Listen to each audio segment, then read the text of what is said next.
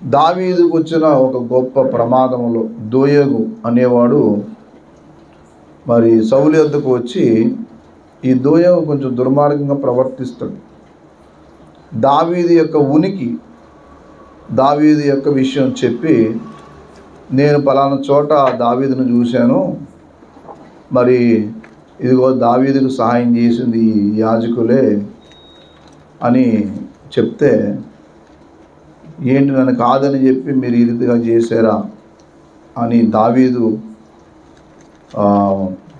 విషయాన్ని బట్టి అక్కడ ఏం జరుగుతుంది అని అంటే కొంతమంది శిక్షణ అనుభవిస్తారు.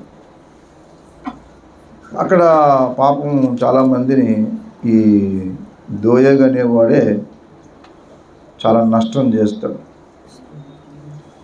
ఈ ఎదోమీయుడు దావీదు గురించి ఒక చెడ్డ ప్రచారం చేయటమే కాకుండా దేవుని సేవకుల్ని చంపి, యాజకుల్ని చంపుతాడు. సమూయేలు మొదటి గ్రంథం 22వ అధ్యాయంలో ఆ సంగతి మనకు ఉంటుంది. అదుల్లాం గృహంలో నుండి తప్పించుకొని మరి వేరే చోటకి పారిపోయినప్పుడు ఈ సంగతి మరి యాజకులకు ఈ విషయం ఏమి తెలియదు, ఏం జరిగిందో తెలియదు. అయితే ఈ యాజకుల దగ్గరికి వస్తాడు దావీదు ఫలానా చోటుకు వచ్చినప్పుడు. ఈ 22వ అధ్యాయంలోనే పరిగెడుతున్నప్పుడు అప్పులు చేయబడ్డవారు, మరి ఇబ్బందులు ఉన్నవారు అందరూ దావీదు దగ్గరికి వచ్చి పాపం ఉంటారు, అందరికీ నాయకుడు అవుతాడు. ఈయన కష్టాల్లో ఉన్నాడంటే మిగతా వాళ్ళు కూడా కష్టాల్లో మరి ఈయన తోడవుతూ ఉంటారు. అప్పుడు ఇంకేం చేస్తాడంటే దావీదు పలానా చోట ఉన్నాడని చెప్పి అదుల్లాం గుహలోకి తప్పించుకెళ్తే చాలామంది వస్తారు. మళ్ళీ అక్కడి నుంచి మరి ఇంకో చోటుకి వెళ్తాడు. అక్కడ ఒక సంఘటన జరుగుతుంది. అక్కడ ఏం జరుగుతుందో మీరు కొంచెం 22వ అధ్యాయం సమూయేలు మొదటి గ్రంథము 8వ వచనం దగ్గర నుంచి చూడండి. 7వ వచనం, సౌలు తన చుట్టూ నిలిచిన సేవకులతో ఆలకించండి, కుమారుడు మీకు పొలమును ద్రాక్ష తోటలను ఇచ్చునా, మిమ్మల్ని సహస్రాధిపతులుగాను శతాధిపతులుగాను చేయనా, మీరెందుకు నా మీద కుట్ర చేయుచున్నారు? నా కుమారుడు యెష్షై కుమారునితో నిబంధన చేసిన సంగతి మీలో ఎవడూ నాకు తెలియజేయలేదే. నేడు జరుగునట్లు నా కొరకు పొంచి ఉంటున్నట్లుగా నా కుమారుడు నా సేవకుని ఉరికొల్పినను నా నిమిత్తము మీలో ఎవరికి చింతలేదే. అది ఏమన్నాడు? మీ అందరికీ దావీదు ఏమన్నా పొలాలు ద్రాక్ష తోటలు ఇస్తాడా? మిమ్మల్ని ఎవరైనా గొప్ప గొప్ప అధిపతులు శతాధిపతులుగా ఏమన్నా చేస్తాడా? నేనే ఏదన్నా చేయగలను, ఎందుకంటే నేను రాజును కాబట్టి నేను ఏదన్నా చేయగలను. కానీ దావీదు ఏం చేయగలుగుతాడు? అలాంటి దావీదుకి మీరేంటి ఇలాగా సపోర్ట్ చేస్తామన్నారు అని ఏం చేస్తూ వచ్చాడంటే ఇలాగా చెప్పేటప్పటికి ఆలోచనగా ఈ దోయేగు అనేవాడు సౌలు దగ్గరికి వెళ్ళి ఓ మాట చెప్తాడు. అయ్యా నేను చూశాను, నోబులోకి వెళ్ళి అక్కడ అహీమెలెకు దగ్గరికి వెళ్తే మరి అతడు పక్షంగా ప్రార్థన చేశాడు. అహీమెలెకు దేవుని దగ్గర చేసిన తర్వాత గొలియాతు ఖడ్గం, దావీదు దగ్గర ఏ ఖడ్గం లేకపోతే గొలియాతు ఖడ్గం ఇచ్చాడు. ఇదంతా నాకు తెలుసు అనేటప్పటికీ అప్పుడు అక్కడ పక్కనున్న మరి అహీటుబు కుమారుడైన అహీమెలెకు అడుగుతాడు సౌలు మొదలెట్టి, నువ్వు చేసిన పని అంటే నా మీద యుద్ధానికి నువ్వు రేపుతావా అంటే అహీమెలెకు పాపం ఈ విషయం ఏం తెలియదు, అమాయకుడు.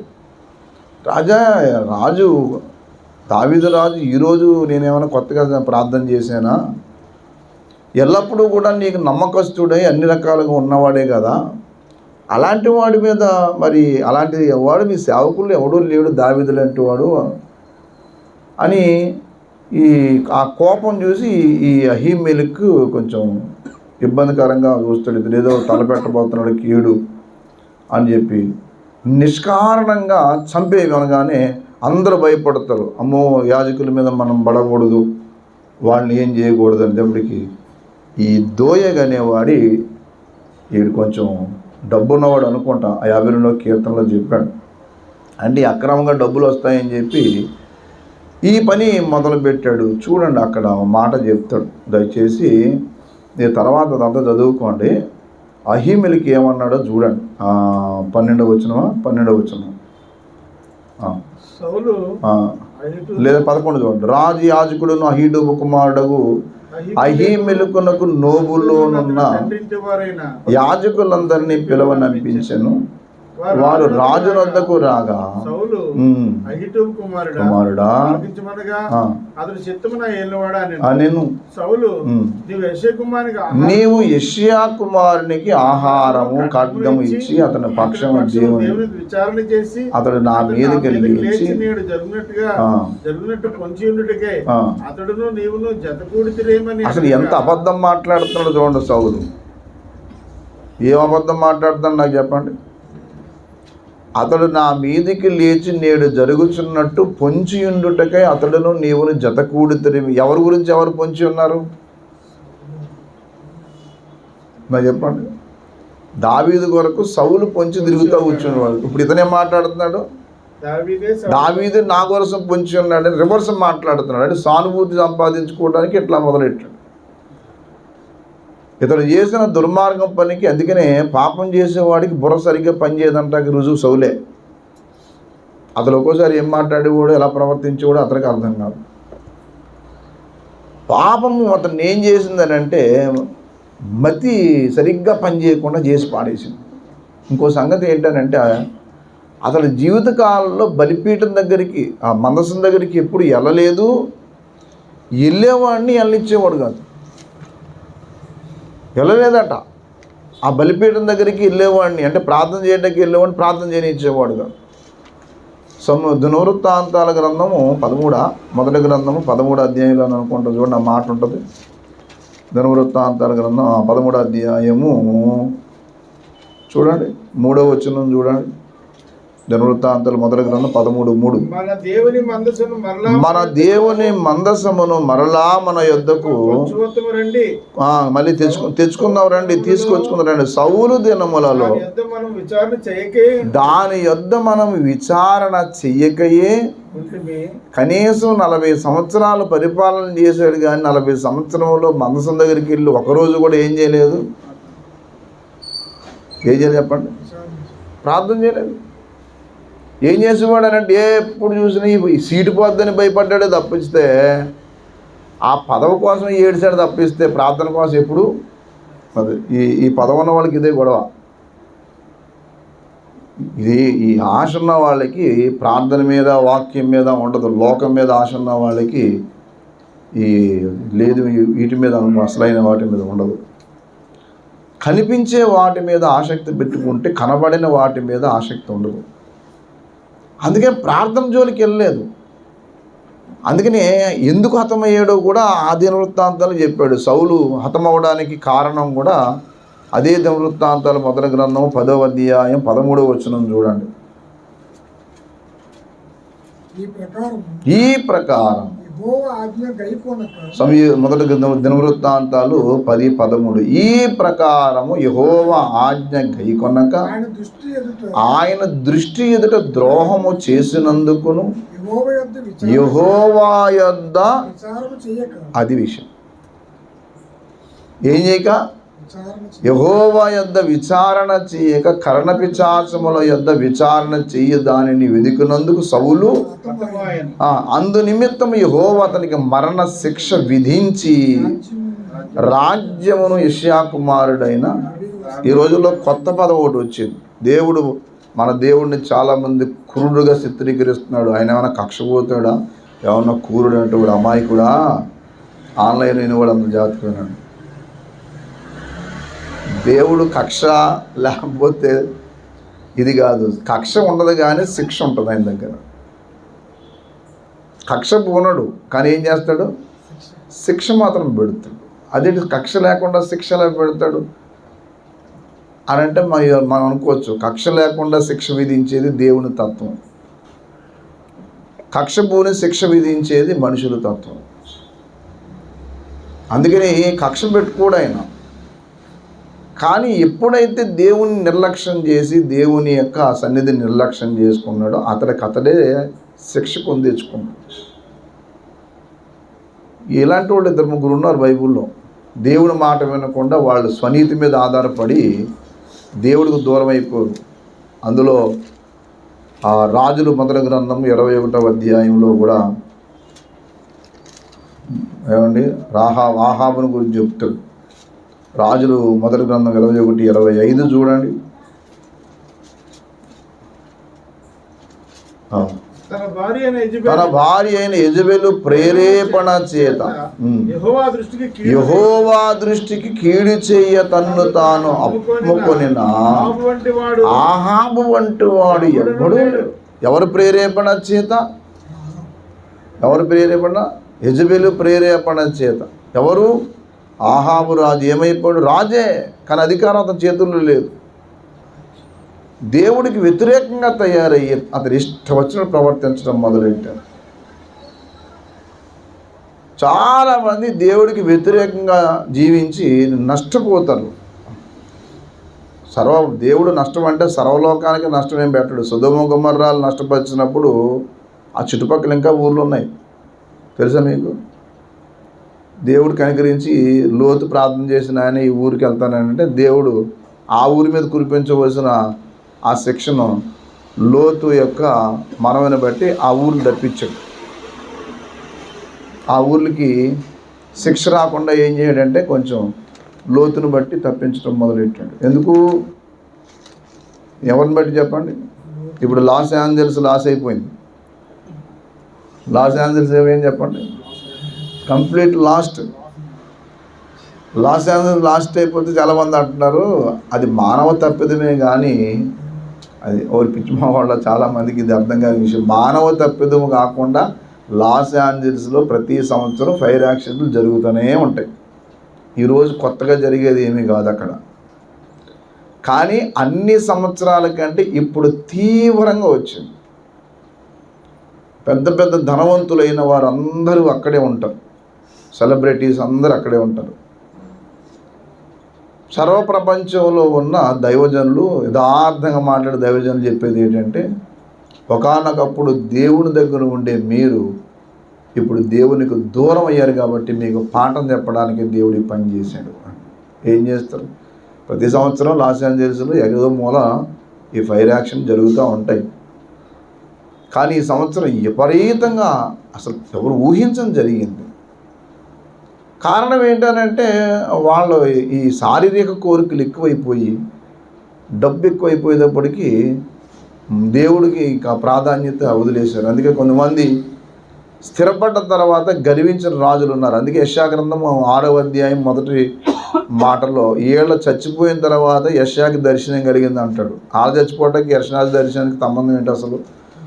హోషేయ గ్రంథము 1వ అధ్యాయం, యెషయా గ్రంథము 1వ అధ్యాయం ప్యారలల్గా ఉన్న ప్రవక్తలు వాళ్ళిద్దరు. ఆ కాలంలో యెషయా హోషేయ ఇద్దరు కలిసి ఉన్నారు. అక్కడ ఆ రాజుల పేర్లో ఉంటాయి, ఇక్కడ రాజుల పేర్లు ఉంటాయి. చూడండి, లేకపోతే యెషయా గ్రంథం 6వ అధ్యాయం 1వ అధ్యాయం ముందు 1వ అధ్యాయం, దాని తర్వాత చూద్దాం. యెషయా గ్రంథము 1వ అధ్యాయం 1వ వచనం చదవండి. ఉజ్జియా, యోతాము, ఆహాజు, హిజ్కియా యూదా రాజుల దినములలో యూదాన్ని గూర్చి యెరూషలేమును గూర్చి ఆమోజు కుమారుడు యెషయాకు కలిగిన దర్శనము. అది హోషేయ గ్రంథం 1:1 కూడా చూడండి. హోషేయ గ్రంథం ఆ అధ్యాయం 1వ అధ్యాయం, హోషేయ గ్రంథం 1వ అధ్యాయం 1వ వచనంలో యెషయా గ్రంథం 1వ అధ్యాయం ఏ సేమ్ రాజులు వాళ్ళ కదా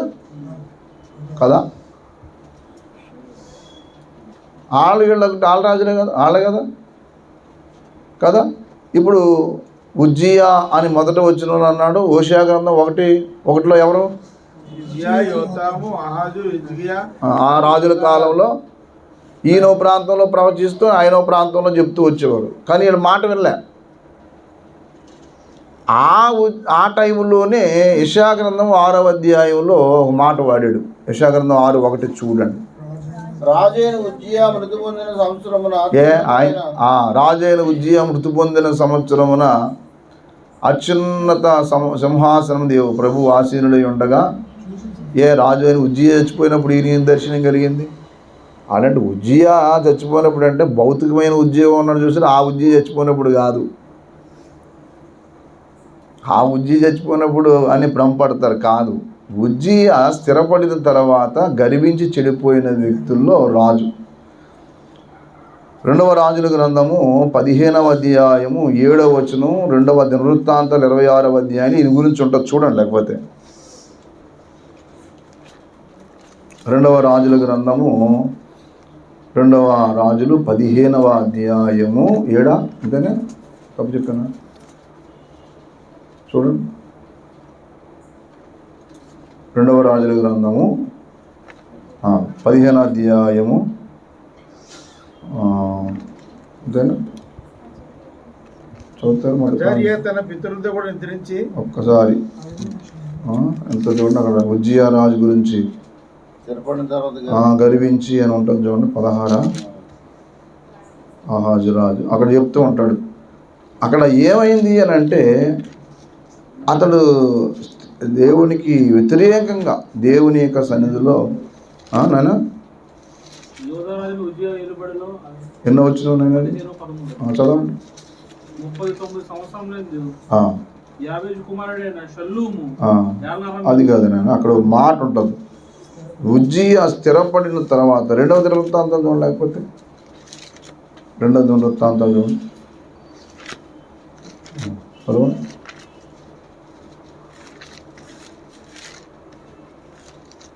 2వ దినవృత్తాంతాల గ్రంథము 26:16 చూడండి.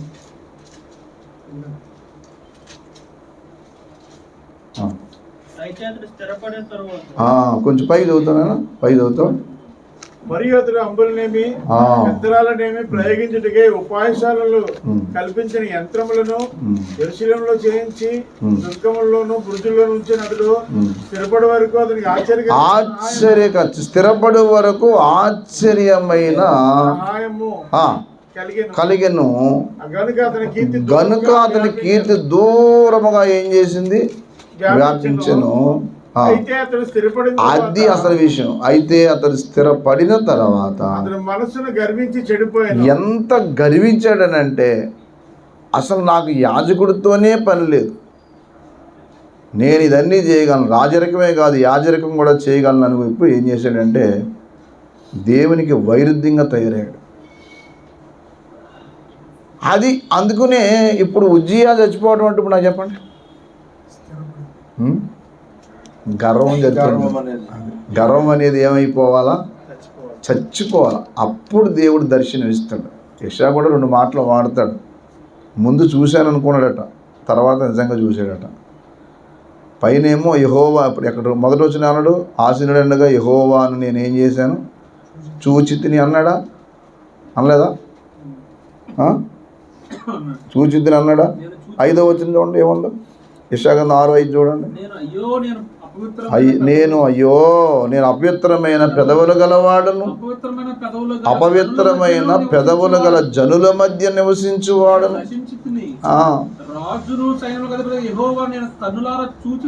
అది చూచితిని అనుకుంటుని, ముందు చూశానన్నాడు, తర్వాత ఏమన్నాడు అనుకుంటుని అంటే భ్రమపడ్డాడు. చాలామంది మందిరానికి వెళ్ళొచ్చు, దేవుని సన్నిధికి వెళ్ళొచ్చు, కానీ సరైన రక్షణానుభవం ఉండదు, దేవుని దర్శనం ఉండదు. వాళ్ళకి జ్ఞానం ఉంటుంది కానీ ప్రత్యక్షత అయితే ఉండదు. అందుకనే విజ్డమ్ అంటే రెవల్యూషన్. జ్ఞానం ఉండొచ్చు కానీ ప్రత్యక్షత అనేది దొరకదు. చాలామంది ఊహించే ఊహ ఏంటంటే జ్ఞానం ఉంటే సరిపోద్ది అనుకుంటాం. ఎంత తెలివైన వ్యక్తి అన్నా కావచ్చు కానీ దేవుని ప్రత్యక్షత అనేది దొరకాల.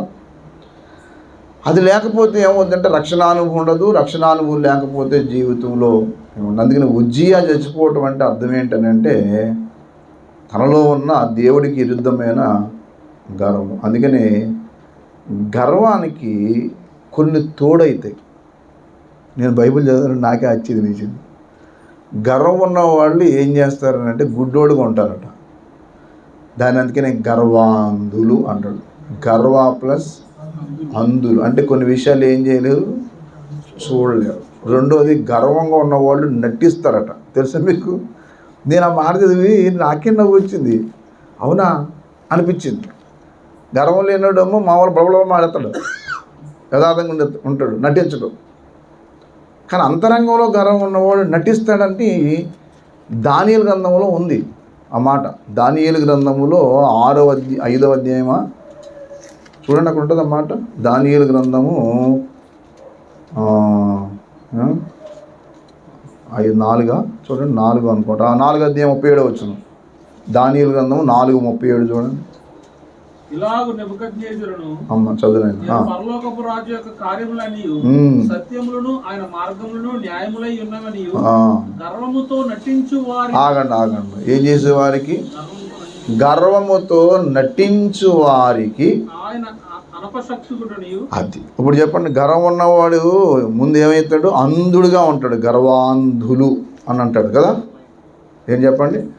గర్వాంధులు అని 2 తిమోతి పత్రిక 3వ అధ్యాయంలో ఉంటుంది అన్నమాట కదా.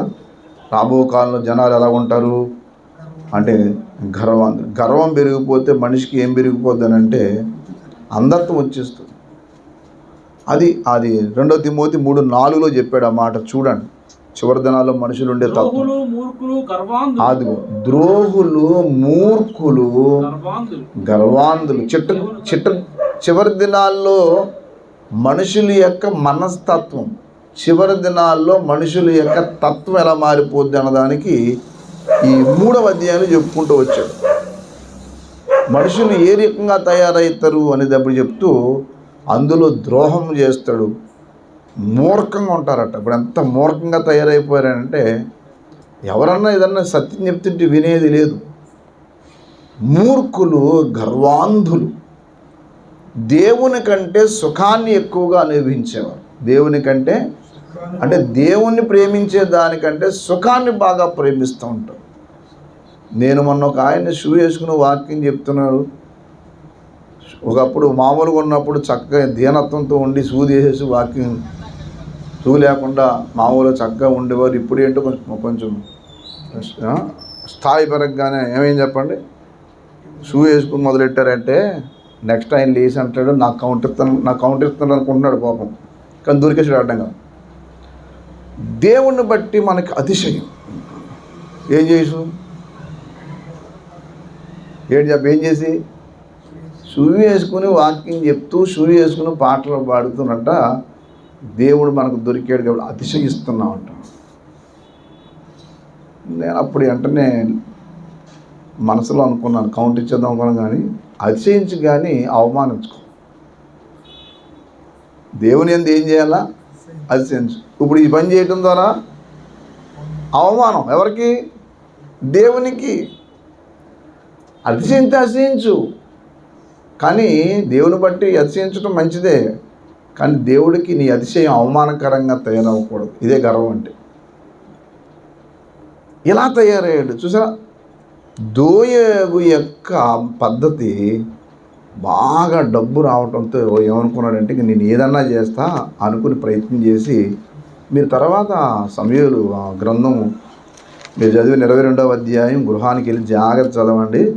భయపడకుండా యాజకుల మీదకి వెళ్ళి చంపేశాడు. అందరూ భయపడి బాబోయ్ మనం యాజకుల మీద చెయ్యేసుకోకూడదని చెప్తే ఇతడు వెళ్ళి తిరగబడి చంపేశారు. ఈ రోజుల్లో చాలామంది దేవుడు మాట అంటే భయం లేదు, దేవుని వాక్యం అంటే భయం లేదు, ఎవరన్నా జ్ఞానం చెప్తే భయం లేదు. అది 52వ కీర్తనలో మీరు 52వ కీర్తన గుర్తుపెట్టుకుంటే సమూయేలు 22వ అధ్యాయం గుర్తవుతుంది. అది గుర్తుపెట్టుకోండి చాలు. అక్కడ అది 22 ఇదేంటి చెప్పండి 52. మీరు ఆ ప్యారలల్ పదం గుర్తుపెట్టుకోండి. 52 అధ్యాయం గుర్తు రాగానే సమూయేలు మొదలుగా 22 అధ్యాయం గుర్తుకొచ్చింది అనుకోండి. ఈ దోయేగు సంగతి అక్కడే ఉంటుంది. ఇతను ఏమనుకున్నాడంటే ధన సమృద్ధి యందు అనే మాట వాడాడు. చూడండి 52 చూడండి. ఇప్పుడు అండి 52 చూడండి. 7వ వచనం. దేవుని తనకు దుర్గముగా నుంచుకొనక, అది దేవుణ్ణి తనకు దుర్గముగా నుంచుకొనక ధన సమృద్ధి యందు నమ్మికించి. ఇప్పుడు చెప్పండి ఈ మాట ఎందుకు వాడాడు ఇక్కడ? ధన సమృద్ధి యందు నమ్మికించిన మాట ఎందుకు వాడాడు? నాకు చెప్పాలా? మీరు మర్చిపోరు ఇందాక సంగతి. ఎందుకు వాడాడు? సౌలు మాట చెప్పాడు. సౌలు మాట అన్నాడు. ఏమన్నాడు? దావీదు మీకు పొలములు ఐశ్వర్యమును ఇచ్చునా, ఎవరిన శతాధిపతులను చెయ్యినా అన్నాడు. ఇది దేని మీద నమ్మకం పెట్టుకున్నాడు? అది విషయం. అంటే ఈ లోకంలో ధనం వస్తే ఎంత వక్రంగానన్నా బ్రతకడానికి ఇష్టపడిపోయాడు. ఎవరు? ఇతడు. ఎంత నష్టపోయాడనంటే ఎంత అందుకనే ఆ మాట చెప్తూ దావీదు అంటాడు, దావీదు గారు ఆ కీర్తన రాసుకుంటూ, ఇతడు మీరు 52వ కీర్తన చదివారు అనుకోండి, మీరు చూడండి ఆ దోయేకున్న లక్షణాల్లో మొట్టమొదటి అతడు సూర్యుడట. సూర్యుడు కదా? అతడు ఎవరు? ఎదోమీయుడు. ఎవరు చెప్పండి? అంటే ఏశావు యొక్క సంతానం. ఎదోమీయులు ఎవరు చెప్పండి? ఏశావు యొక్క సంతానం ఎదోమీయుడు. శూరుడు. తర్వాత మోసగాడు. 2వ వచనం. ఎవరతను? అదే. అంటే ఈ శౌర్యాన్ని దేనికి వాడాడు? మంచిగా వాడటం మానేసి మోసానికి వాడాడు. ఎవరు? దోయేగు కదా.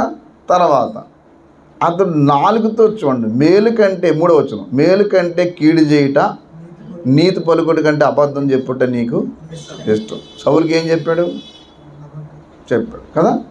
తర్వాత ఇంకొక అతనికి ఉన్న లక్షణం, కపటమైన నాలుక గలవాడు.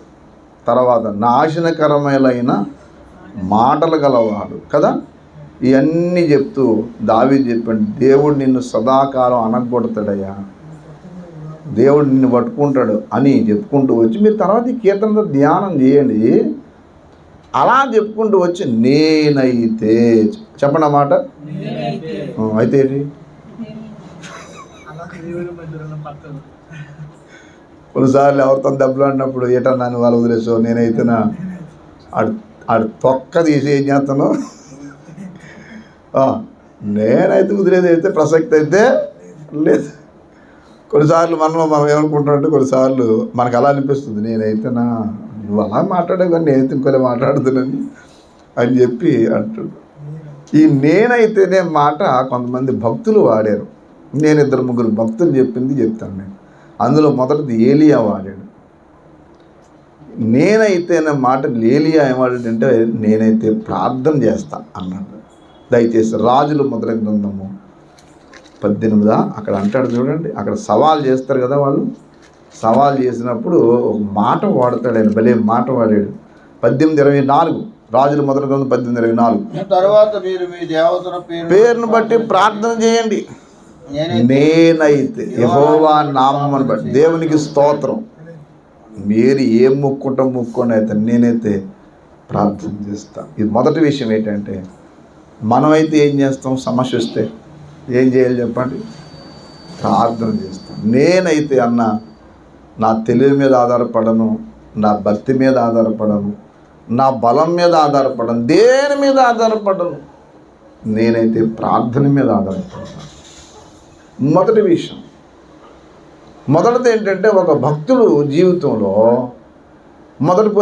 రెండవ రాసుకోండి. రెండోది గుర్తుపెట్టుకోండి. మొదటిది నేనైతే దేవుని మందిరములో అన్నాడు. ఏంటి చెప్పండి? దేవుని మందిరం.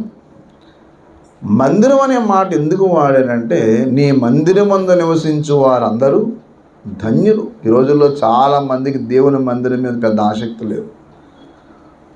దేవుడి మందిరం మానేసి వంట చేసుకునేవాడు, దేవుడి మందిరం మానేసి మరి కొంతమంది సంతోషంగా మందు తాగేవాళ్ళు. 3 రోజులు 3 మందికి భలే పండగ. ఏం పండగ?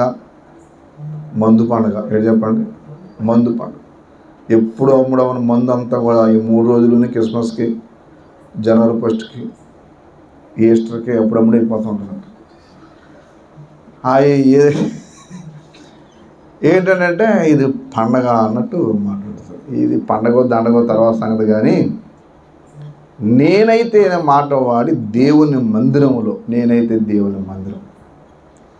ఒక భక్తి యొక్క జీవితంలో ఒక ప్రధానమైన విషయం ఏంటంటే, నీవైతే ఏం చేస్తావు? ఈ పరిస్థితికి వస్తే నీవైతే ఏం చేయగలుగుతావు చెప్పు అన్నప్పుడు, ఏలియా అతడేమైతే చాలామంది ఏలియా మనం ఏమనుకుంటామంటే ఏలియాని ఆయన పెద్ద గొప్పవాడు ఏం కాదేమో అనుకుంటాం. కానీ చిత్రం తెలుసా, ఏలియా తల్లిదండ్రులు మనకు తెలియదు, కానీ అతని అడ్రస్ అది తెలుసు.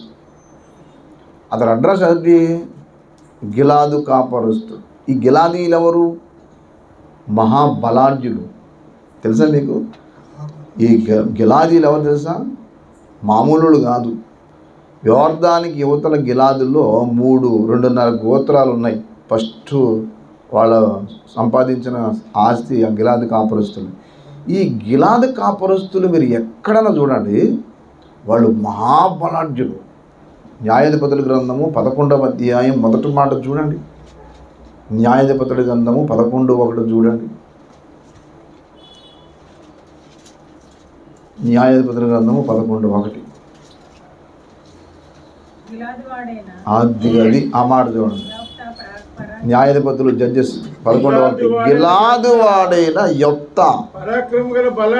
అది ఈ గిలాదీలందరూ ఎవరు? బలాఢ్యులు. అయితే ఈ ఏలియా కూడా ఎవరు కదా? మొదటి రాజుల గ్రంథం 17:1. మొదటి రాజుల గ్రంథం 17:1. గిలాదు అంతటా అని ఉంటుందా? చూడండి అక్కడ ఏముంది. అంతటా గిలాదు కాపురస్తుడు సంబంధి అయిన తిష్బీయుడైన ఏలియా. మరి బలహీనుడా ఏమన్నా? చాలా బలాఢ్యుడు. ఎంత బలాఢ్యుడో తెలుసా మీకు? విషయం తెలుసా మీకు? మీరు ఆ ఏలియా బలాన్ని అంచనా వేయాలనుకుంటే మీరు బాగా గుర్తుపెట్టుకోవాలి.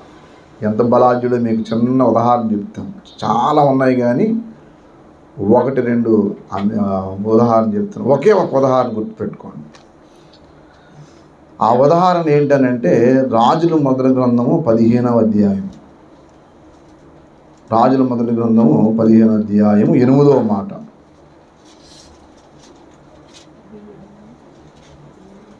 రాజుల మొదటి గ్రంథం 19:8 సారీ, రాజుల మొదటి గ్రంథం 19:8. అతడు లేచి భోజనం చేసి ఆ భోజనం పలుపు చేత 40 రాత్రింబగళ్ళు. ఎన్ని రాత్రింబగళ్ళు? 40 రాత్రింబగళ్ళు ప్రయాణం చేసి 40 రాత్రింబగళ్ళు పడుకున్నాడా లేదా? మనమైతే ఎన్ని రోజులు చేస్తున్నా చెప్పండి? 3 గంటల ప్రయాణం వచ్చి 6-7 పేరుకి వచ్చి ఏం చేస్తాం? చెప్పండి? అన్నా మీరు ప్రార్థన చేయండి అన్నా, నేను కొంచెం రెస్ట్ తీసుకుంటాను. ఈనాడు చిన్న బలవంతుడా 40 రోజులు ప్రయాణం చేసినంత బలాఢ్యుడు. ఒక చిన్న రొట్టె ముక్క తిని అంత బలం ఎలాగొచ్చింది తనకి? అంత బలం ఎలాగూ సంపాదించుకోగలిగాడు అంటే దైవ సన్నిధిలో తను సంపాదించిన బలం. అంత బలాఢ్యుడు దేవుని దగ్గరకు వచ్చినప్పుడు చేసిన గొప్ప పని ఏంటంటే, దేవుడి మీద తనకున్న అమితమైన విశ్వాసం ఏంటంటే ప్రార్థన. అందుకనే ప్రతి చిన్నదానికి ఎక్కువ. అందుకని తను ఏలియా నివాస స్థలం ఏం చెప్పండి? కరిమెలు పర్వతం. ఏలియా నివాస స్థలం ఏది? కరిమెలు అంటే పచ్చటి వనము అని అర్థం. కరిమెలు అనే మాటకు అర్థం ఏంటంటే వనము అని అర్థం. ఒక ప్లజెంట్ ప్లేస్ ఆ ప్రాంతంలో ఉన్న వ్యక్తి. కానీ ఎంత బలాఢ్యుడు తన బలం మీద ఏం చేయలేదు? ఆధారపడలే, అస్సలు ఆధారపడలే. ఏమాత్రం దేని విషయంలో గర్వించలేదు. ఎంత దీనుడంటే ఏలియా, మామూలు దీనుడు కాదు. ఎంత దీనుడు అనే మాటకి చిన్న విషయం చెప్తాను. ఆయనకున్న దీనత్వం. దేవుడు ఎక్కడికి వెళ్ళమంటే అక్కడికి వెళ్ళాడు. ఏలియా నువ్వు లేచి సారేపత్తు కెరూదు దగ్గరికి వెళ్ళి అక్కడ కూర్చొని ఆయన అంటే, ప్రభువా అక్కడ పరుపు ఉంటుందా తండ్రి? అక్కడ ఏ శరీరం ఉంటుందా? ఈ రోజుల్లో ఎవరు మీటింగ్ వెళ్తే ఏం చేస్తారు చెప్పండి? కొంతమంది ఏమిస్తారు సార్? ఏ శరీరదా? కానీ అక్కడ ఏముందో నువ్వు వెళ్ళి అక్కడ ఉండవా అన్నాడు. అంతటి ఒబీడియంట్ పర్సన్. అక్కడి నుంచి కొన్ని రోజులు ఉన్నాడు. అయినా ఏలియా ఇప్పుడు నువ్వు లేచి ఎక్కడికి వెళ్తావు తెలుసా? సారేపోతే ఎదవరాల దగ్గరికి వెళ్ళిపోయినా. ఇదేంటి ప్రభువా ఇక్కడికి రమ్మని మళ్ళీ అక్కడికి వెళ్ళమంటావు ఏంటయ్యా? నువ్వు ఇక్కడికి రమ్మని చెప్పి పోషిస్తానని చెప్పి మళ్ళీ అక్కడికి వెళ్ళమంటావు, ఈ కాకులు తెచ్చిదే బాగుంది, అక్కడ ఏముంటుందో తెలియదు, మళ్ళీ అక్కడికి వెళ్ళమంటే కుదరదు అని చెప్పేసి ఇలా వచ్చాయి తమ్మి వచ్చి. కాబట్టి తెచ్చుకో, కాబట్టి నువ్వు అలాగంటే నేను ఒప్పుకోను, అలాగంటే నేను కుదరదు అంతే. పర్లేదు కమ్మియర్, నేను ఎందుకు అక్కడికి రమ్మన్నాను అంటే మీకు అర్థం కాలేదు. నేను చెప్పింది చేయండి, నువ్వు అక్కడ కూర్చో, ఆ స్టూల్ వేసుకో. ప్రభు యేసు నా రక్షక నసగు కన్నులు నాకు నిరతంబునే నిన్ను చూడా. ప్రభు యేసు నా రక్షక కన్నులు నాకు నిరతంబునే నిన్ను. అక్కడ అమ్మకు అడ్డు వస్తున్నావు అని చెప్పేసి ఇక్కడ అది వేరండి. ఇప్పుడు అర్థమైందా? ఇంత బలాఢ్యుడు ఏమంటాడు, నేనైతే యెహోవా నామమున ప్రార్థన చేస్తాను. మొదటిది ఏంటంటే ప్రార్థన మీద ఆధారపడి. ఇప్పుడు నేనైతే ఇప్పుడు మనం చెప్పుకుందాం, నేనైతే ఏం చేస్తాను,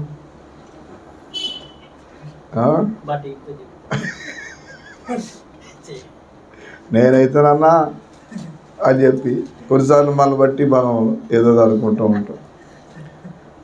నేనైతే అనే మాటకి ఏలియా ఏమంటాడంటే, మీరంతా ఏం చేసుకుంటారు నాకు తెలియదు, నేనైతే ప్రార్థన చేస్తాను. దేవునికి స్తోత్రం. ఇది మొదటి విషయం. ఎక్కువ ప్రతి చిన్న విషయంలో ప్రార్థన మీద ఆధారపడ్డ వాళ్ళు ఇంతవరకు ఎక్కడ సిగ్గుపడలేరు. మనం బలహీనం కావచ్చు, బలవంతులం కావచ్చు, జ్ఞానం ఉండొచ్చు, చదువు ఉండొచ్చు, ఏదన్నా ఉండొచ్చు, ఏది కలిగి ఉన్నా కానీ మన దేవుడు మీద ప్రార్థన మీద ఆధారపడ్డ వాళ్ళు బహుగా ఫలించారు. ఏలియా స్వశక్తి మీద ఏమి జయించలే, ప్రార్థన మీదనే జయించాడు. సొంత జ్ఞానం మీద, సొంత శక్తి మీద ఈ లోకంలో మనుషులు ఏదేదో చేద్దాం అనుకుంటుంటారు, ఏమి చేయలేము. మనం చేసేది ఏమి ఉండదు. అందుకని నేనైతే ప్రార్థన చేస్తాను. మీరు మీ దేవతలను పట్టుకుని ఏం చేసుకుంటారు చేసుకోండి, నేను నా దేవుడికి ప్రార్థన చేస్తాను. అందుకని వాళ్ళు ఒళ్ళు తీర్చుకున్నారు, ఏదేదో అర్పించారు, గంతులు వేశారు, అవి చేశారు, ఇవి చేశారు, ఏం కాలే. కానీ పడదోయబడిన బలిపీఠం. అప్పటికి ఈ ఏలియా రాకముందు ఆహాబు చేసిన పెద్ద పొరపాటు ఏడు తెలుసా, యెజబెలు ఎవరన్నా ప్రార్థన దగ్గరికి వెళ్ళి అక్కడ ప్రార్థన చేస్తారని చెప్పి అక్కడ బలిపీఠాన్ని పడగొట్టేశారు. ఎవరు? యెజబెలు ఆహాబును. బలిపీఠం ఉంటే ఎవరన్నా అక్కడికి వెళ్ళి ప్రార్థన చేస్తూ ఉంటారో అని తీసివేసేసారు అన్నమాట. చూడండి, అక్కడ ఉందో మాట, రాజులు మొదటి గ్రంథం 18వ అధ్యాయం 30వ వచనం చూడండి. అప్పుడు ఏలియా నా దగ్గరికి రెండని జనులందరితో చెప్పగా జనులందరూ అతని యొద్దకు వచ్చారు. బలిపీఠం కింద పడిపోయిందంటే అర్థం ఏంటి? పడగొట్టేశారు.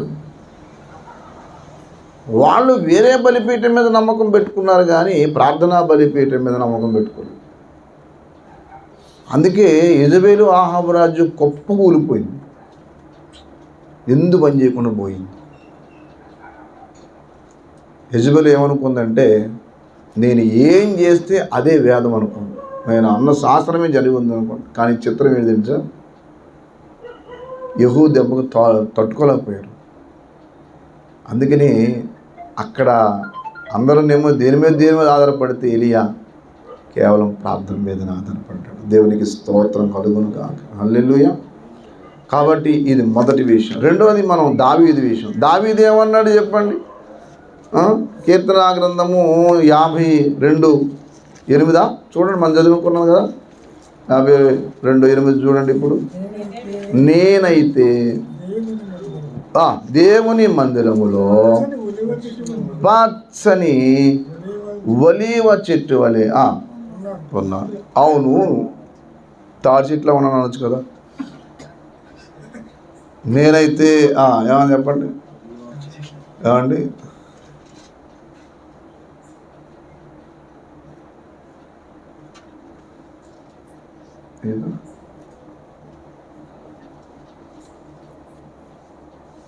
అక్కడ ఏమంటాడు? నేనైతే దేవుని యొక్క మందిరములో అది అవును, పచ్చని ఒలివ చెట్టు అని ఎందుకు వాడాడు? ఇంకో చెట్టు అనొచ్చు కదా.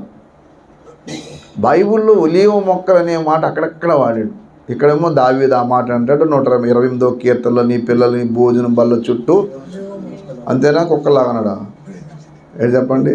భోజనం బల్ల చుట్టూ నీ పిల్లలు ఒలివ మొక్కలు అన్నాడు అక్కడ కూడా కదా. ఇలా ఒలివ మొక్కల గురించి చాలా చోట్ల చెప్పుకుంటూ వస్తుంది. సొలొమోను వర్ణించింది కూడా ఒలివ చెట్టు గురించి వర్ణించాడు. బాటనీలో ఆ మొక్క గురించి ఎందుకు చెప్పాడు? ఈ ఒలివ మొక్క అనే మాట ఎందుకు వాడాడు? పైపెచ్చి మందిరంలో అంటాడు.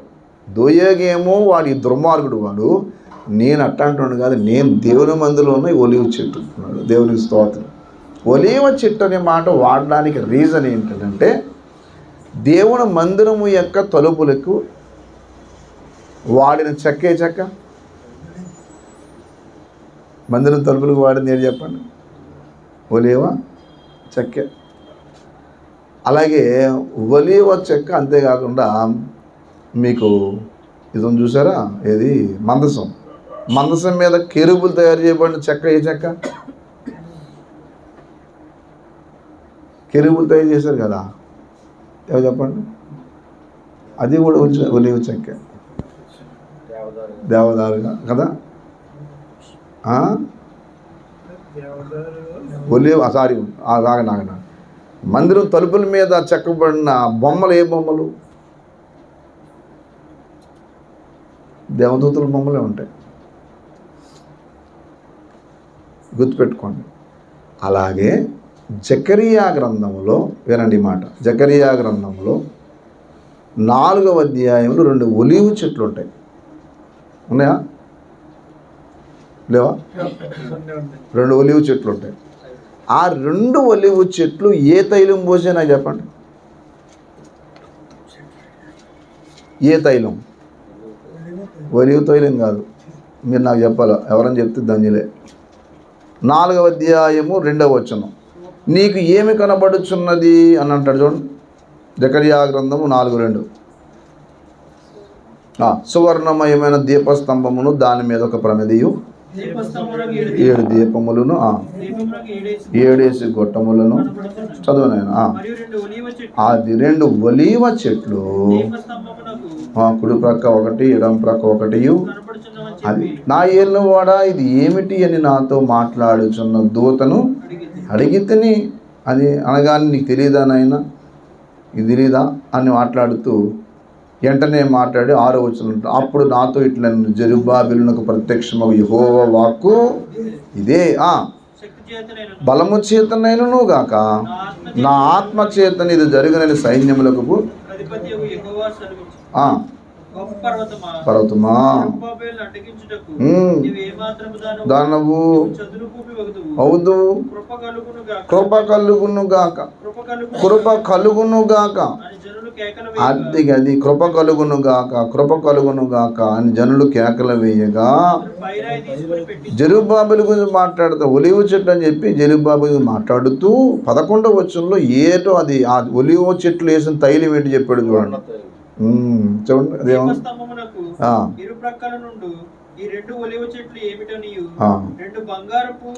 రెండు బంగారపు కొమ్మల నుండి సువర్ణ తైలము కొమ్మరించు. అవును, తైలం సువర్ణ తైలం ఎలా ఉంటుంది? తైలం ఏముండాలా? అక్కడ ఉంది కదా, ఏమని చెప్పండి. సువర్ణ తైలం కుమ్మరించు ఒలీవ చెట్లకు ఉన్న 2 కొమ్ములు చెప్పుని చెప్పండి. ఆ చెట్లకు దిగబొట్టు ఉన్నాయంట 2. అందులోంచి ఏమొస్తుంది చెప్పండి? ఈ చెట్లలోంచి, ఆ కొమ్మల్లోంచి, కొమ్ముల్లోంచి సువర్ణ తైలం. సువర్ణ తైలం అనే మాట నాకు అర్థం ఏంటంటే విలువ గలది అని అర్థం. సువర్ణం అనే మాట ఎందుకు వాడతాం? విలువ గలది. తర్వాత ఇంకో మాట వాడు, అది చెప్పుకొచ్చి మధ్యలో ఆ 2 చెట్లు గురించి ఎవరంటే, ఒకటేమో జెరుబ్బాబెలు. ఒకటి ఎవరు చెప్పండి? జెరుబ్బాబెలు కదా. రెండోది ఎవరు? రెండో వ్యక్తి ఎవరు? రెండో వ్యక్తి 3వ అధ్యాయంలో ఉన్న ఒక ఆయన. ఎవరైనా? యెహోషువ. అర్థమైందా? యెహోషువ ఈ జెరుబ్బాబెలు గురించి మాట్లాడుతూ చెప్పుకుంటూ వచ్చాడు. ఇది ఈ యెహోషువ అంటే ఆ యెహోషువ కాదు, యెహోషువ హగ్గై జకరి గ్రంథంలో ఉన్న యెహోషువ, యాజకుడైన యెహోషువ. జెరుబ్బాబెలు ఎవరు? దేవుడి మందిరంలో ఉన్న మందిరం పునాది వేసింది అతనే, ముగించేది కూడా అతడేనట కదా. అతడి చేతులు ఏం చేసి పునాది వేసాయి, అతని చేతులు ఏం చేస్తాయి, ముగిస్తాయి కదా. హగ్గై గ్రంథంలోను జకరియా గ్రంథంలోను జెరుబ్బాబెలు గురించే మాట్లాడాడు. హగ్గై గ్రంథం ఆఖరి అధ్యాయం చూడండి, ఒక మంచి మాట ఉంది. హగ్గై గ్రంథము ఆఖరి అధ్యాయం అంటే 2వ అధ్యాయం 23 వచనం చూడండి. నా సేవకుడవును షయల్తీయేలు కుమారుడైన జెరుబ్బాబెలు, అది నేను నిన్నేం చేశాను, ఏర్పరచుకున్నాను.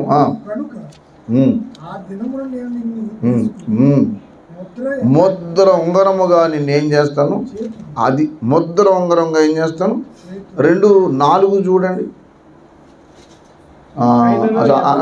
ఒక్క నిమిషం, 2వ వచనం 2:2 చూడండి, ఇప్పుడు అర్థమవుతుంది మీకు. నీ యూదా దేశపతి కార్యకు షయల్తీయేలు కుమారుడైన ప్రధాన యాజకుడకు యెహోజాదాకు కుమారుడు యెహోషువతోను అది ఈ పూర్వకాలమున ఈ మందిరమునకు కలిగిన మహిమను చూచిన వారు అర్థమైందా? 4వ వచనం, ఆయనను యెహోవా ఆజ్ఞ ఇచ్చినది ఏమనగా, జెరుబ్బాబెలు ధైర్యం తెచ్చుకోను, యాజకుని యెహోజాదా కుమారుడైన యెహోషువ. ఇప్పుడు చెప్పండి, దేశంలో ఉన్న సమస్త జనులారా పని జరిగించండి, నేను మీకు ఏమై ఉన్నాను. అది కాదు, ఇప్పుడు చివరి దినాల్లో తైలం పోసేవాళ్ళు ఎవరు? నెక్స్ట్ అది వీళ్ళిద్దరు. అవును, వాళ్ళిద్దరిని ఎందుకు వాడాడు అంటే కష్టకాలంలో నిలబడి దేవుని కోసం బహుగా బలపడి దేవుని కోసం ఆ మందిరము యొక్క స్థిరత్వాన్ని నిలబెట్టిన వాళ్ళు వాళ్ళే.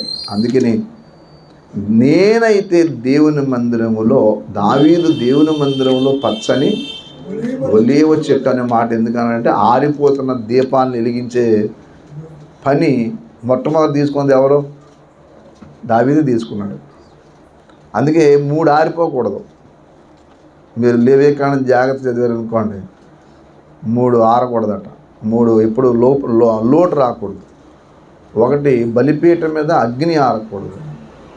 2 సముఖపు రొట్టెల బల్ల మీద రొట్టెలు ఆగిపోకూడదు. 3వది దీపస్తంభం మీద ఉన్న దీపం ఏమవకూడదు, ఆరిపోకూడదు. అర్థమైనా? బలిపీఠం మీద అగ్ని ఆరకూడదు. తర్వాత బలిపీఠం సముఖపు రొట్టెల బల్ల మీద ఉన్న, అందుకే ఈ మాట మీరు ఎక్కువ యెరూషలేము అనే మాట వాడతాడు. కుటుంబ కీర్తన చెప్పినా యెరూషలేము అనే మాట వాడతాడు. ఇశ్రాయేలు 3 లోపించినప్పుడు వాళ్ళు మొత్తం కోల్పోతారు. మనం అన్నంతే, మన భక్తి కోల్పోవడానికి ఈ 3 పోయి అంటే పోయినట్టే. కొంతమంది ప్రభు శరీరం ఎప్పుడో తీసుకోవచ్చు, కానీ కొంతమంది ప్రతి ఆదివారం చర్చికి వెళ్ళకపోయినా కానీ సరిగ్గా ప్రభు శరీరం తీసుకుంటే వెళ్ళిపోతాడు. ఆయన ఆదివారం అది వెళ్ళరు. నెల ఫస్ట్ వీక్ వెళ్ళి ప్రభు శరీరం తీసుకుని మళ్ళీ మళ్ళీ ఫస్ట్ వీక్ మళ్ళీ చర్చి గుమ్మం దొరికితే కొట్టేళ్ళు. ప్రార్థన ఉండదా, వాక్యం ఉండదా, ఏది ఉండదా, దేవుడికి వైరుధ్యంగా బ్రతుకుతూ ఉంటారు. అది తప్పు. ప్రార్థనా బలిపీఠం మీద అగ్ని ఉండాలా, సముఖపు రొట్టెలు బల్ల మీద ఏముండాలా, రొట్టెలు ఉండాలి. నాకు మంచిదా అన్న పక్కన ఏముండాలా, సముఖపు రొట్టెల బల్ల మీద రొట్టెలు ఉండాలి. తర్వాత దీపస్తంభం మీద ఏముండాలా, ఆ ఒలివ తైలం, ఆ దీపం స్తంభం ఎప్పుడు ఆ దీపం సవరించబడుతూ ఉండాలి. అందుకే దావీదు ఆ మాట అన్నాడు, నేనైతే దేవుని మందిరములో ఎలా ఉన్నాను, పచ్చని మొక్క అన్నమాట. ఎందుకు అన్నాడంటే మందిరంలో అన్నమాట ఒలివ మొక్క ఎందుకు అన్నాడంటే నేను ఎప్పుడు వాడిపోయే ప్రసక్తి అయితే మాత్రం ఉండదు. ఇప్పుడు మనమే వాడిపోతే సంఘస్థులు ఏమవుతారు, వాళ్ళు వాడిపోతారు. మనం వాడిపోతే వాళ్ళు ఏమవుతారు, వాళ్ళు ఎండిపోతారు, లేకపోతే వాలిపోతారు కదా. అందుకని మనం ఎప్పుడు ఎలా ఉండాలా, చిన్న మందిరమైనా పాకైనా ఏదైనా మనం ఎప్పుడు కూడా పచ్చని ఒలివ మొక్క వలె ఉంటూ ఉండాలి. ఆ తైలంతో నింపబడుతూ ఉండాలి. అది ఆ తైలంతో అంటే ఈ తైలంతో కాదు. చెప్పండి, ఏ తైలంతో? మొన్న ఒక ఆయన అంటున్నాడు, ఈ బొజ్జ నాకు సంఘస్థులు ఇచ్చిన బొజ్జ, వాళ్ళ ఇంట్లో ఏ వండుకున్నా నాకు పంపకుండా వాళ్ళు తినరు ముందు, అందుకే ఇంత పెరిగిందంట. బైబిల్ పెట్టుకోవచ్చు ఆయన భుజం అని చెప్పడానికి ఆయన సిగ్గుపడలేదు. నా దేవుని సంఘర్షణ సిగ్గుపడాలి. అసలు మా అయ్యగారు నేను తనాసనంగా పెంచుతున్నాం అని చెప్పి వాళ్ళు సిగ్గుపడాలి. అట్లాంటిది ఏం కాదు. నేనైతే దేవుని మందిరంలో పచ్చని ఒలీవ చెట్టు, అది ఎప్పుడు కాపు లేకుండా, అందుకనే వర్షం లేని సంవత్సరం అనేది కాపు మానదు, చింత నొందదు. ఇర్మియా 17:7 మాట్లాడుతూ అతడు జలముల యొద్ద నాటబడిన చెట్టు అంటాడు. కాబట్టి ఇది మూడో వ్యక్తి మీకా గ్రంథం 3:8 అనుకుంటా చూడండి. మీకా గ్రంథము 3:8 చూడండి. నేనైతే యాకోబు సంతతి వారికి ఎవరైతే తమ దోషములను, అయితే నువ్వైతే ఏం చెప్తావు? నేనైతే యాకోబు సంతతి వారికి, నేనైతే యాకోబు సంతతి వారికి, దేవునికి స్తోత్రం, నేనైతే యాకోబు సంతతి వారికి తమ దోషమును, ఇశ్రాయేలు వంశస్థులకు తమ పాపమును తెలియజేయడానికి చదవాలి. యెహోవా ఆత్మావేశము చేతను అది నింపబడ్డ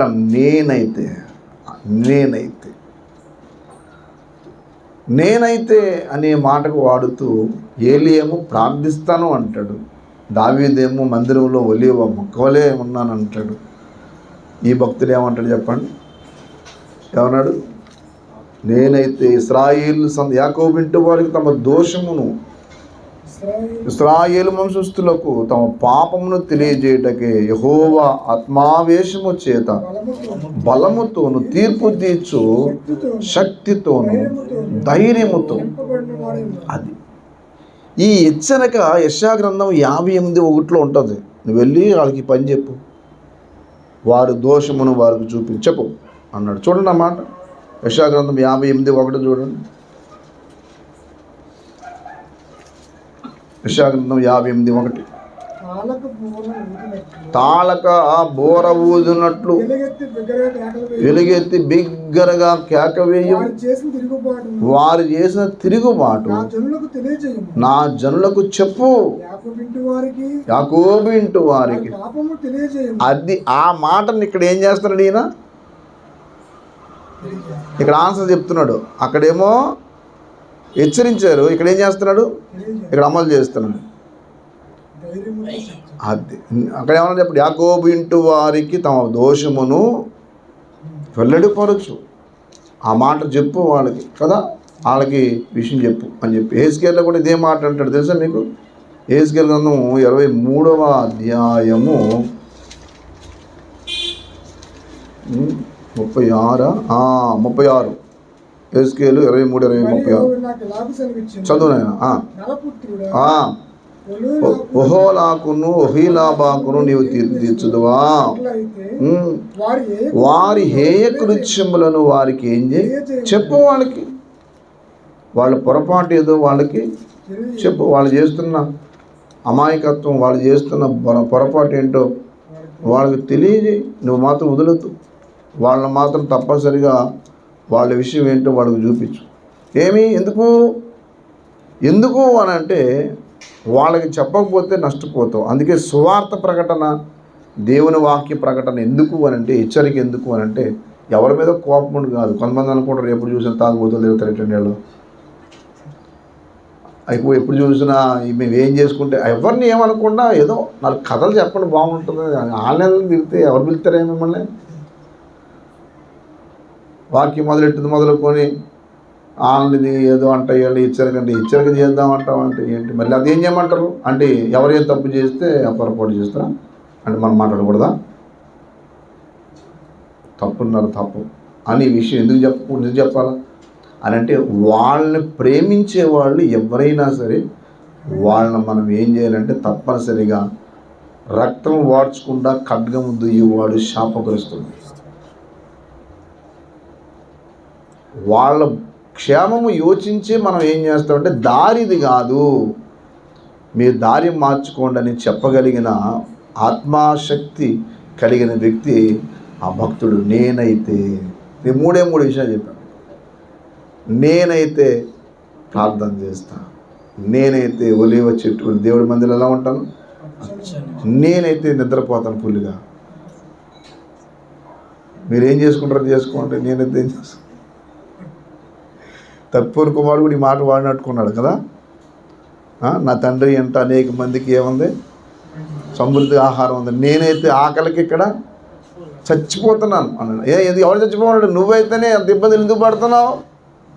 దేవుడిని విడిచిపెట్టావు, దేవుడికి దూరంగా ఉన్నావు, కుటుంబాన్ని పట్టించుకోకుండా పాపం చేయటం మొదలెట్టావు, అందుకే ఇబ్బంది. ఎందుకు ఇబ్బంది వచ్చింది? తండ్రిని విడిచిపెట్టావు, లోక స్నేహం చేసావు, ఇష్టం వచ్చినట్టు తిరుగుతూ ఉన్నావు, కాబట్టి ఇబ్బంది పడతావు. అందుకే అన్నాడు అందరికీ సమృద్ధి ఉంది కానీ నేనైతే, అది ఎక్కడ ఉంటాడు అదేనా నేను వచ్చిన నాకు గుర్తులేదు కానీ 15 అయినా ఏమన్నాడు చెప్పండి. నేనైతే ఇక్కడ ఆకలికి, అదిగో నేనైతే ఇక్కడ ఆకలికి చచ్చిపోదు. పైన మాట వాడాడు, నా తండ్రి అంటే అనేక మందికి అన్నీ ఉన్నాయి కానీ నాకైతే ఏముంది ఇక్కడ చచ్చిపోతున్నాను. ఎందుకైంది ఆ మాట? నేనైతే అన్నమాట దేవుడికి దూరమైన వ్యక్తి, తండ్రికి దూరమైన వ్యక్తి, కుటుంబానికి దూరమైన వ్యక్తి ఆకలితో చచ్చిపోతాడు అనే మాటకి ఇది. నేను అడుగుతున్న ప్రశ్న ఏంటంటే నువ్వైతే ఏంటి అసలు, నువ్వైతే ఏం చేస్తావు? కాబట్టి మనకు మనం ప్రశ్నించుకోలేదు. చెప్పండి, నేనైతే ప్రభువా ప్రార్థించే తత్వం నాకు నేర్పించు, నేనైతే ప్రార్థనా జీవితం, నేనైతే మందిరంలో తైలం పోసే వ్యక్తి, అది కూడా మామూలు తైలం కాదు. ఏ తైలం చెప్పండి? సువర్ణ తైలం. సువర్ణ తైలం ఏ చెప్పండి? ఒక విలువ గల. అందుకని జెరుబ్బాబెలు ఆత్మ గురించి మాట్లాడుతాడు. శక్తి చేతనే నన్ను, బలము చేతను కాక నా ఆత్మ చేతనే నేను జరిగిస్తాను. ఆత్మ బలం ఉంటే ఏ కార్యం అన్నది సాధ్యం. కాబట్టి నేనైతే యాకోబు వారికి తమ దోషమును, ఇశ్రాయేలు వారికి తమ పాపములను తెలియజేయడానికి యెహోవా ఆత్మావేశము చేత నింపబడినాను. కాబట్టి మనమందరం ఒకటే ప్రశ్న, నేనైతే అనే ప్రశ్నలో వెళ్ళి ప్రభా నేనైతే ఏం చేయగలను చెప్పు, నేనైతే ఏం చేయాలి చెప్పండి అని మాట. అందుకని దోయేగా అయితేనేమో కీడు చేశాడు, దావీదైతేనేమో దేవుడు మందిరానికి మేలు చేసి పెట్టాడు. అందుకనే మందిరం నమూనా తీసుకొచ్చాడు, మందిరానికి కావాల్సిన వస్తువులు సమకూర్చాడు. ఏ సమయంలో తెలుసా మీకు? కష్ట సమయంలో. సొలొమోను చెప్తాడు, నాయనా ఈ వస్తువులన్నీ నేను సుఖంగా ఉన్నప్పుడు సంపాదించలే, నా కష్ట స్థితిలోని ఇవన్నీ ఏర్పాటు చేశాను నా కష్టంలో. అందుకని నేనైతే అనే మాట అందుకనే వాడాడు. మొదటి దినవృత్తాంతం 29 అంటాడు, నేనైతే యెహోవా మందిరము కొరకనే మాట. ఆ మాట కూడా చూస్తారా? ఆ దావీదు అక్కడ కూడా వాడినట్టుకున్నాడు ఆ మాట. చూడండి, అది ఎందుకు గుర్తొచ్చింది నాకు. 29 28 29లో కూడా ఉంటుంది చూడండి. కష్ట సమయం అనేది వేరు, కానీ నేనైతే నా పూర్ణ హృదయంతో అంటాడు. నేను ఎక్కడో ఎన్నో వచ్చినా 29:14 చదువు. అది వేరు, కష్టస్థితిలో ఉన్నది వేరు. 29వ అధ్యాయంలో మాట అంటాడు, నేనైతే 15 ఎన్ని వచ్చిన అనేది చదువు. నా దేవా హృదయం ఇష్టపడుచున్న ఎరుగుదు, నేనైతే యథార్థ హృదయం గలవాడిని ఇవన్నీ మనఃపూర్వకంగా ఇచ్చాను. దేవుడు మందిరానికి నేనైతే ఏ హృదయంతో మిగతా వాళ్ళు ఇచ్చారు నాకు తెలియదు, కానీ యథార్థ హృదయంతో ఇచ్చాను. దేవునికి స్తోత్రం. ఇంకా చాలా చోట్ల అంటాడు, కానీ నేనైతే మాట వచ్చినప్పుడు మనం చేయవలసిన పని ఏంటంటే, మనం చేయవలసిన పని. అందుకింద పాట పాడారు ఎవరైనా, నేనైతే నీ కృపయందు నమ్మిక అదే అక్కడ అన్నాడు ఆ మాట. ఎక్కడ? నేనైతే యెహోవా మందిరంలో మొక్కలను నిత్యము దేవుని కృపయందు నమ్మిక ఉంచున్నాను అంటాడు. అక్కడే ఆ 52వ కీర్తన 8వ మాటలోనే అన్నాడు. కింద 2వ లైన్లో అనుకుంటా మాట అంటాడు. అదేనా అక్కడ అన్నాడా? ఉన్నాను. అది దేవుని కృపయందు నమ్మిక. ఆ నమ్మకము మనల్ని పచ్చని స్థితిలో ఉంచుతుంది. ఆ విశ్వాసము దేవుని సందులో మనల్ని ఒక పచ్చని చెట్టు వల్లే ఉంచుతుంది. అంతేకాదు ఒక ఫలింపజేసే స్థితిలో ఉంచుతుంది. ఇతరుల్ని ఏం చేసేది ఉంచి తెలుసా? ఇతరులని వాళ్ళని వెలిగించే రీతిగా, వాళ్ళని బలపరిచే రీతిగా ఉంటుంది. అట్లాంటి స్థితిలోకి మనం వర్దిల్దాం. దేవుడు కృపా భాగ్యం మన అందరికీ దయచేయను గాక. ప్రార్థన చేద్దాం. యేసయ్యా, నేనైతే ఏం చేయగలనైనా, అది ఆ నేనైతేనే మాటలు నేనే ఉంటే ఏం చేస్తాం? ఆ నేనైతేనే మాటలు నేనే ఉంటే ఏం చేయగలను? నేనైతే ఇక్కడ ఆకలికి చచ్చిపోతున్నాను. కారణం ఏంటంటే తండ్రికి దూరం అయిపోయాడు, దేవుడికి దూరం అయిపోయాడు, పాపానికి దగ్గరయ్యి, లోక సంతోషానికి దగ్గరయ్యి శాపం తెచ్చుకున్నాడు. నువ్వైతే దేవునికి దూరమైన మరుక్షణం అంది అన్నీ కోల్పోతావు. అందరూ దూరమైనా పర్లేదు, కానీ అన్నిటికీ ఆధారమైన యేసయ్యను మాత్రం దూరం అవుతుంది. నేనైతే ప్రభువా, ఇక్కడ నా తండ్రి అంటే అందరికీ ఆ భోజనం ఉంది, కానీ నేనైతే ఆకలి చచ్చిపోతున్నాను. పాపములు ఉన్న ప్రతి వ్యక్తి, ఎవరైనా ఎంత గొప్పడైనా, దేవుడికి దూరమైన ఏ వ్యక్తి కూడా క్షేమంగా ఉండలేడు. ఎప్పటికీ క్షేమం ఉండదు. పరిస్థితులు తారుమారైన ప్రభుతో మాత్రం ఉంటే, ఒక పచ్చని దేవుడి మందిరంలో ఉంటే పచ్చని ఒలివ మొక్కలు ఉంటావు. దేవుడి మందిరం విడిచిపెట్టి తిరుగుతుంటే నువ్వు నష్టపోతావు సోదరుడా, సోదరి. దేవుని యొక్క సన్నిధి, దేవుని వాక్యము, ప్రార్థనా జీవితం పోగొట్టుకుంటే ఎండిపోతావు. కాబట్టి నేనైతే దేవుడి మందిరంలో దావీదు రాజు, ఆస్తిపరుడు, ధనవంతుడు, విద్యాంసుడు, సంగీత వాయిద్యకారుడు, అన్ని రకాల జ్ఞాని, అలాంటి వ్యక్తి నేను చిరకాలం యెహోవా మందిరం నివాసం చేస్తాను అంటాడు. మందిరం మీద ఉన్న మక్కువ అంటాడు. మందిరం పట్ల ఎంత ఆసక్తి! దేవుడి మందిరం ఎడల, దేవుని సన్నిధి ఎడల ప్రేమ ఉందా, ఆసక్తి ఉందా? ఉంటే మనం ఒక పచ్చని ఒలివ మొక్కల వలె ఉంటాం. అనేక మందికి తైలం పోస్తాం. అది కూడా మామూలు తైలం కాదు, సువర్ణ తైలమే పోస్తాం, విలువగల తైలమే. యెహోవా ఆత్మశక్తి మన మీద. ప్రార్థనా పరులం అవుతాం. నేనైతే యెహోవా నామాన్ని ఎంత గడ్డు పరిస్థితుల్లో పడద్రోయబడిన బలిపీఠని కట్టి ప్రార్థన చేసి అక్కడ జయ జీవితం సాధించాడు. మీకా భక్తుడు, నేనైతే యాకోబు వింటూ వారికి తమ దోషమును, తమ అపరాధములను వెల్లడిపరచడానికి యెహోవా ఆత్మావేశం చేత నింపబడ్డాం. దేవుని ఆత్మశక్తి మన మీద ఉన్నప్పుడు, నశించిపోతున్న వాళ్ళని చూసినప్పుడు కన్నీళ్ళు, వేదన, భారం ఉంటుంది. అటువంటి స్థితిలో మనం వెతుకుదాం, ప్రార్థన చేసుకుందాం. ముగిన ప్రార్థన ఆశీర్వాదం, సెలవు తీసుకుందాం.